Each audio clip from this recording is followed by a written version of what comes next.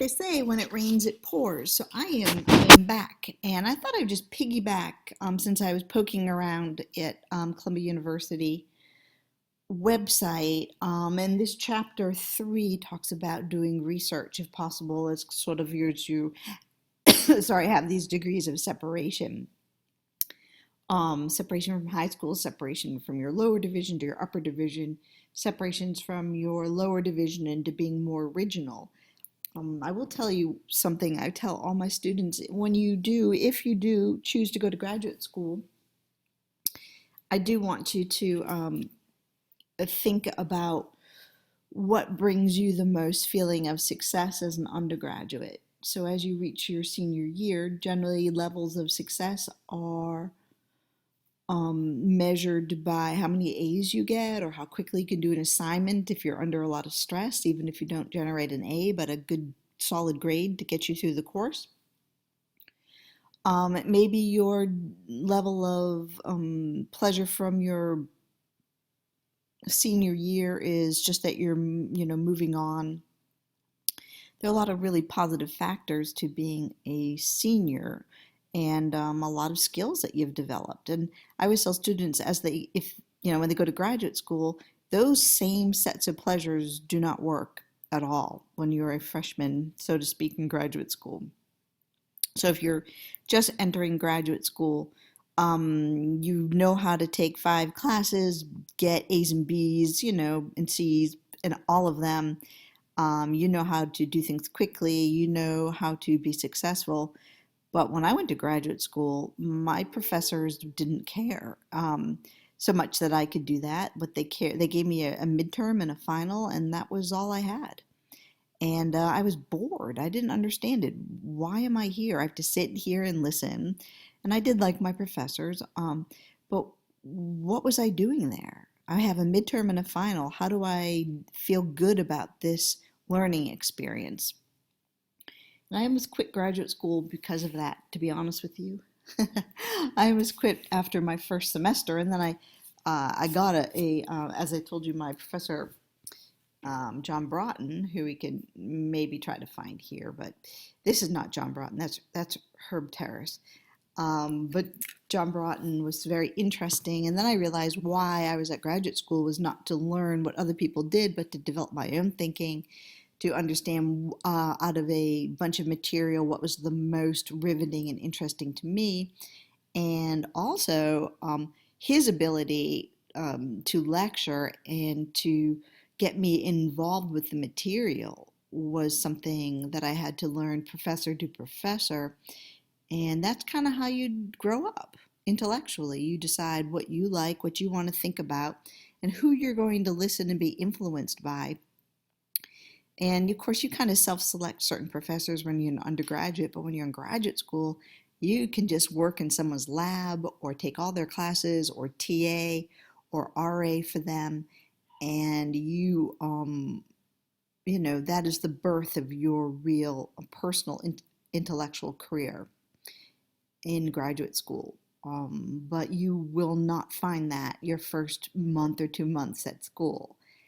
And I'll leave this all up to you. It depends what program you're in. If you're in a really counseling or clinical program, you're going to find it to be very testy and very much like undergraduate. But other PhD programs, they're slow going, and you have to find your own way through those programs.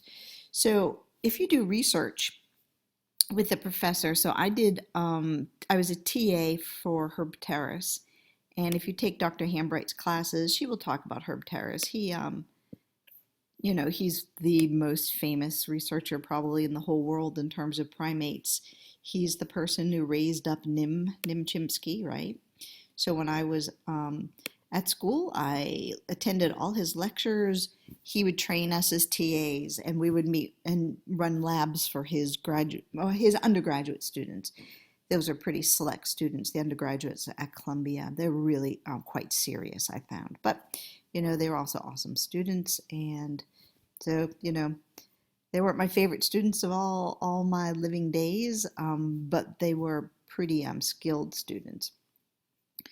So when we look at looking at what Herb Terrace is doing lately, it looks like he's doing seminars and supervised individual research, which would be an amazing experience.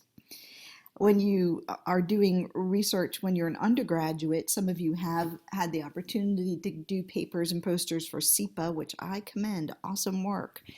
I'm working with one student doing research now. It just depends what the professor's need is. Sometimes the professor's at a point in their career where their need is to give research experiences across the board to as many people as possible. I've done that, and at other times I've pulled back and had to concentrate very heavily on my own research. And by doing that, I've been able to, let's just see, I don't know why, we don't have to hang out at Columbia. I'm just being goofy now and looking to see who else is here.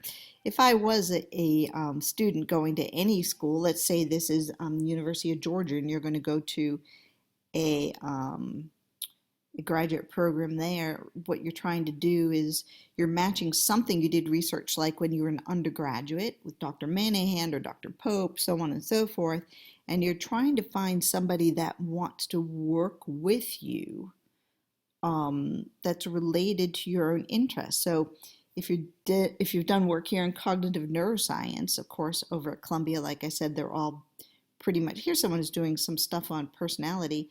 Man, this guy's super famous.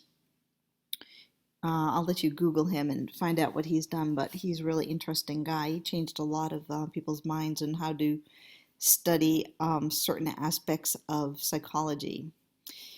And Lawrence Aber, this guy was my professor. Let's see what he's up to. Everyone's getting kind of older. You know, I was there 25, 30 years ago.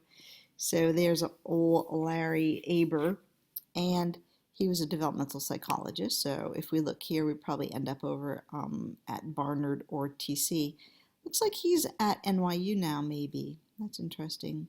So anyway, you know how it goes when you're on these websites. You can start just moseying around. But as I was saying, doing research as an undergraduate, it's important if you're going to go to graduate school. It will help you get into your graduate school programs. But as I said, match your interests with a certain professor. The professors are looking not at just what your grades are and your personal statement. They're kind of ferreting out people that they think would be good for my lab. This person wouldn't take a lot of training. They already know how to work SPSS. They're going to be fine in my lab from the get-go. So as you're starting to wrap up your time here at CCGA, you can start to think in that direction. Okay, have fun. You can write and think about this chapter 3 in other ways. That happens to be my go for you. Take good care, and I will see you for chapter 4. Bye.